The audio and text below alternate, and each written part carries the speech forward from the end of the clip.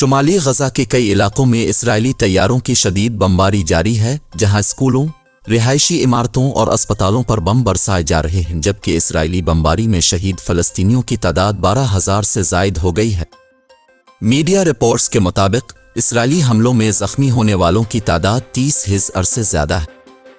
शुमाली गजा की पट्टी में इंडोनेशिया अस्पताल के आसपास भी बमबारी की जा रही है। इसराइल ने गजा में साबरा इलाके पर बमबारी की, जिसमें से दर्जनों अफराद शहीद हो गए, जबकि अक़वाम मुत्तहिदा के ज़ेर इंतज़ाम अल-फलाह स्कूल पर बमबारी में कई पनाह गुज़ीन शहीद हो गए।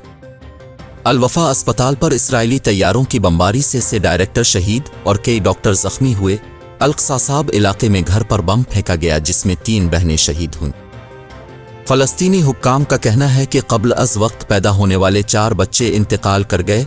नौज़ायदा बच्चों को गजा से बाहर ले जाने का मुअस्सिर तरीक़ाकार मौजूद नहीं है। अल-शिफ़ा कम्प्लेक्स काबिज़ इस्राएली फ़ौज के लिए बैरक बन गई है।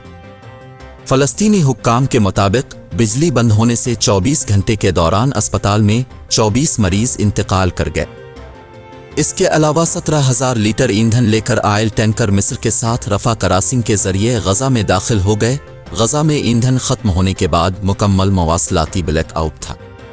वाज़ेह रहे कि 7 अक्टूबर से जारी इस्राएली हमलों में 5,000 बच्चे और 3,300 ख़वातीन भी शहीद हो चुकी हैं।